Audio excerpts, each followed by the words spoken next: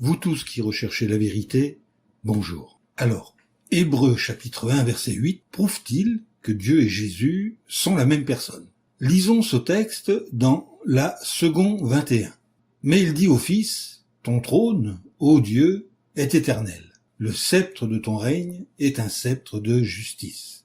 Dans la Second 21, il est dit que Jésus est Dieu, ce qui n'est pas tout à fait faux, puisque selon Jean chapitre 1 verset 1, Jésus est de nature divine.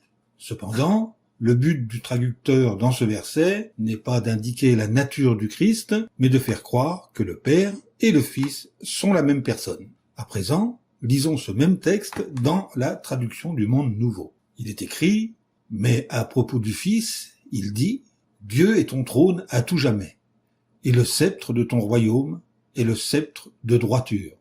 Dans la traduction du Monde Nouveau, les traducteurs rendent ce verset de manière à nous faire comprendre que Dieu est le trône du Fils. Pourquoi? Laquelle des deux versions a falsifié le texte? Dans un premier temps, lisons dans le livre de l'Apocalypse le chapitre 3, le verset 21, dans la seconde 21. Le vainqueur, je le ferai s'asseoir avec moi sur mon trône, tout comme moi aussi j'ai vaincu, et me suis assis avec mon Père sur son trône. Dans ce verset, nous voyons que Jésus a son propre trône et qu'il invite le vainqueur à s'y asseoir avec lui, et que lui-même a été invité à s'asseoir sur le trône de Dieu.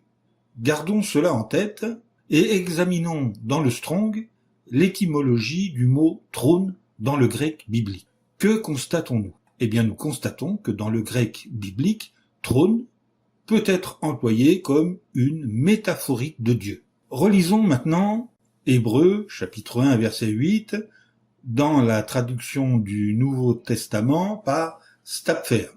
Cette traduction rend le verset ainsi, il dit au contraire du Fils, ton trône, virgule, Dieu, virgule, est éternel.